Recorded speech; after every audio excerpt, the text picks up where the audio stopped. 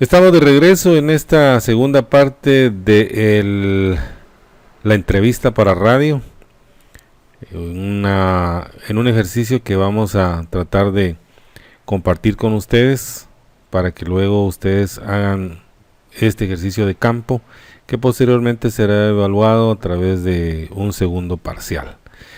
Continuamos entonces con el tema de la entrevista en radio y nos quedamos en los requisitos de las preguntas. Todas las preguntas que ustedes deben formular deben de ser claras y sencillas, deben de ser directas y por consiguiente la respuesta debe de ser breve y concisa y concreta. Aquí hay un detalle muy interesante que deben de tomar muy en cuenta y es que ustedes deben de tener claro que quienes tienen el control de la entrevista son ustedes, son los periodistas, los comunicadores, el entrevistador es quien tiene la potestad de manejar el tiempo de la entrevista. No es permitido en este caso darle la oportunidad al entrevistado para que tome el protagonismo total de la entrevista, porque son ustedes quienes deberán tener el control. Por eso la recomendación en estos 4 apartados: las preguntas deben de ser claras y sencillas, deben de ser directas y por lo consiguiente muy concretas para que tengamos una respuesta breve. Eso es importante tomarlo en cuenta a la hora de realizar este ejercicio. ¿Qué pautas debo de tomar en cuenta para formular las preguntas? Hay 13 pautas importantes. Tome usted las que crea usted convenientes para poder formular su cuestionario de preguntas. No hacer 2 preguntas en un solo turno, evitar que las preguntas contengan la respuesta, evitar preguntas cerradas. Estoy hablando de aquellas preguntas donde el entrevistado tenga que contestar solo sí o no, evitar a toda costa este tipo de preguntas. Preguntas en positivo, no solicitar opiniones ajenas, importancia de los porqués, no opinar, preguntar con contenido, evitar los esquemas preestablecidos, combinar las preguntas con comentarios, variar la estructura de las preguntas, evitar formular preguntas capciosas y evitar la expresión por último. Esta casi siempre se registra cuando estamos ya en el cierre de la entrevista, cuando preguntamos o cuando decimos por último, queremos saber, o por último, ¿tiene usted algo más que decir? Evitemos a toda costa tratar de manifestar este tipo de expresión cuando estemos dentro del ejercicio de la entrevista. Para mayor variedad, esto aplica únicamente cuando realizamos una entrevista en vivo, cuando estamos frente a frente en un estudio de radio con el entrevistado, en el cual pues conviene combinar algunos elementos como la música. En este caso, para el ejercicio que ustedes van a realizar, pues no aplica, pero pues es válido poderlo conocer para otro tipo de ejercicio que pues a lo largo del año de repente y les va a tocar qué hacer. El orden de las preguntas depende del tipo del tema y del entrevistado. Hay dos modalidades. El orden temático, que las preguntas se estructuran en función de un tema general y de ahí se desprenden algunos subtemas. Creo que el ejemplo es muy claro cuando se habla de una entrevista con un médico sobre la enfermedad de la osteoporosis, y luego entre los subtemas ese sería el tema general, y luego los subtemas, las causas, las consecuencias, los síntomas y cómo hacer la prevención. Este ejemplo creo que es muy claro cuando hablamos acerca de la forma temática de realizar un orden en nuestra entrevista. Y luego está el orden cronológico, que se trata de presentar los datos en orden cronológico. Si vamos a hablar de un personaje que su característica es que haya sido un escritor, un pintor, un cantante y que tenga relevancia dentro del ámbito social donde se ha desarrollado, pues vamos a ir primero al pasado, de dónde es que surgió, cómo evolucionó, para conocer luego el presente, qué es lo que está haciendo, cómo lo hace, por qué lo hace, y luego la proyección hacia el futuro, que vamos a determinar cuáles son sus metas a futuro en el mismo ámbito que está desarrollándose, ¿verdad? Creo yo que es muy claro en los dos temas, en el orden temático y en el orden cronológico. Creo que es muy claro cómo podemos ordenar entonces el orden de las preguntas. Luego hay una tercera fase, donde interviene ya un nuevo contacto con el entrevistado, que posiblemente este segundo contacto es ya para la realización de la entrevista. Y entonces hay dos elementos ahí, o un elemento principal, que es antes de iniciar la entrevista. Hay 10 minutos cruciales, que dice unos 10 minutos antes del programa o antes de la entrevista. ¿Para qué nos puede servir?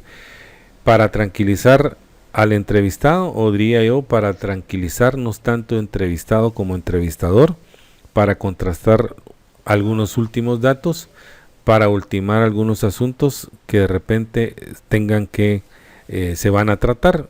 Es una vista general de lo que vamos a tratar en la entrevista, no es darle todas las preguntas y decirle de qué vamos a hablar, simple y sencillamente es darle una panorámica resumida de lo que vamos a tratar. Y una cuarta fase, que ya es propiamente la realización de la entrevista, que tiene que ver con mi actitud, mi forma de conducirme a la hora de estar frente al entrevistado, lo que se debe y no se debe hacer, que es importante conocerlo, que será en los siguientes apartados. La realización de lo que no se debe hacer cuando estamos en la entrevista. Hacer sonidos de asentimiento o negación quiere decir, si ustedes lo han escuchado en algunas entrevistas, cuando alguien le está contestando una pregunta y el entrevistador dice ajá, sí, no puede ser, o ese tipo de expresiones hay que evitarlas a toda costa. Hay que dejar que el entrevistado hable y únicamente pues poder escucharlo. Dejar de escuchar, eso no lo podemos hacer. Tenemos que mantenerle la atención a nuestro entrevistado. Cortar al entrevistado, este es un criterio muy delicado, que hay que saberlo hacer. El criterio lo tiene el entrevistador, de una manera sutil poder hacer este tipo de cuestiones, porque a veces es necesario hacerlo, pero si no es necesario, pues dejarlo que fluya, ¿verdad? Dar pistas sobre lo que pensamos. Esto sería como darle, quizás querer que nuestras opiniones sobresalgan, y esto no es permitido. Huir de lo complicado. A veces hay temas ahí que de lo que no estamos muy seguros, o de lo que creemos que es espinoso para poder tratarlo, pues hay que tener criterio y poder afrontar el tema, sea complicado o no sea complicado. Perder la compostura, que esto quizás no va, y apostillar, que el diccionario dice que apostillar es colocar algunas aclaraciones fuera del tema, escribirlas en un texto. En este caso aplica para radio, como querer solicitar que aclare algo, ¿verdad?, al entrevistado. Esto creo que no es válido, sino que dejar que fluya propiamente la entrevista, siempre guardando los elementos que ya hemos visto. Y la realización, lo que sí se debe hacer, sí se debe recordar quién es el entrevistado, realizar un buen cuestionario, no perderle de vista al entrevistado, hay que mantenerle la atención. Si podemos tener una libreta de apuntes, pues es válido también para anotar algunos datos que creemos importante recordar. Insistir cuando no responde, este es otro criterio un tanto delicado también, cuando hay que insistir porque no nos está respondiendo bien. Es válido, pero con una sutileza y criterio muy, muy atinado para poder hacerlo. Y esto conlleva a repreguntar. ¿Y qué es repreguntar? Pues es recomendable en los siguientes casos. Repreguntar. ¿Cuándo debo repreguntar? Si la respuesta es poco clara, puedo repreguntar. Si la respuesta es incompleta, también aplica. Si la información se dice a medias, puedo hacerlo también. Si la afirmación es errónea o falaz, con mucho criterio y con datos que yo sé, que yo tengo, que yo investigué de lo que él está diciendo es falso, yo puedo revertir o corregir lo que él está diciendo. Si la respuesta es muy compleja con un lenguaje muy técnico, yo también muy sutilmente le podría pedir en la repregunta que explique con un lenguaje mucho más sencillo lo que está tratando de decir. Si se incorpora terminología técnica, ya lo dije, si se menciona a personas ausentes, si se cita autores no suficientemente explícitos, pues también vale repreguntar a qué se está refiriendo, ¿verdad? Y hay otra parte de la repregunta de lo que no se debe hacer. Según Pérez Cotén y Tello, 2 amenazas se ciernen sobre la repregunta. Por ejemplo, cuando perdemos la atención de lo que nuestro entrevistado está diciendo y queremos repreguntar de algo que él ya dijo. Lo primero que nos va a decir es como le dije anteriormente o como lo dije hace algún momento. Eso nos va a poner en evidencia de que perdimos la atención de lo que él estaba diciendo y nos estamos equivocando. Hay que aceptar ese momento y tratar de evitarlo. Y la repregunta a distiempo es cuando nos están diciendo algo y reaccionamos tarde y queremos volver a repreguntar, ¿verdad? Ese también es otro error que a veces cometemos y que de igual manera nos va a contestar como ya dije, como ya marqué, como ya lo dije anteriormente. Esas son las respuestas que nos ponen en evidencia de que estamos haciendo una repregunta mal. Así que mucho ojo y mucho cuidado con eso. Y la realización, y si miente, esa es la pregunta. Aquí también tenemos que usar un criterio muy delicado, un criterio muy sutil para poder darle a conocer al público que esta persona nos está dando datos incorrectos. Creo yo que dentro de lo que más importa es si yo tengo datos que investigué y que él está mencionando que son erróneos, pues yo podré llamar al orden muy sutilmente dando los datos que yo investigué y que son correctos. Entonces puedo hacerlo, pero si tengo esos datos. Si no, mejor lo dejo ahí y sería la audiencia quien juzgue que él está dando un dato erróneo, ¿verdad? Y nunca le debemos contradecir si no estamos en disposición en demostrar los datos. Es lo que yo decía. Si yo tengo datos que son recientes y él está dando datos erróneos que no es verdad, yo con los datos en la mano o con los datos que yo investigué puedo contradecir. De lo contrario, si no los tengo, es mejor que él mismo se ponga en evidencia que está dando datos erróneos. Y por último, para cerrar, ya aquí dice el penúltimo, pero yo con esto estoy cerrando. Una vez que la entrevista haya terminado, no viene nada mal charlar brevemente con el entrevistado. Este intercambio permite facilitar un trabajo posterior, posiblemente lo vamos a necesitar, ¿verdad? ¿Quién sabe? Y el entrevistado nos puede comentar posibles errores o malentendidos que se hayan producido durante la entrevista. En este caso, cuando estamos haciendo un trabajo como el que ustedes van a hacer, que es va a ser pregrabado, pues posiblemente este tipo de momentos nos sirve para corregir y editar y eliminar algunos datos que seguramente, pues si él lo dice que estuvieron mal, pues vale la pena hacer la corrección o eliminar ese momento de la entrevista.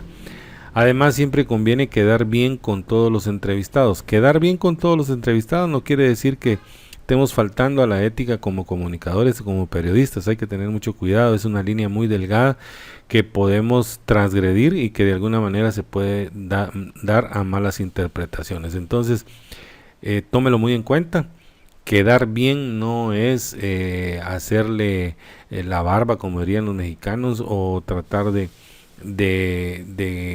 culebrear al personaje. Simple y sencillamente es éticamente quedar bien, ya que no sabemos cuándo necesitamos de una nueva intervención. Y entonces este momento será para agradecer que haya aceptado la invitación de poder formar parte de esta entrevista y pues recordarle que es con fines pedagógicos lo que ustedes están haciendo, como una práctica, una preparación al mundo real del periodismo, ¿verdad?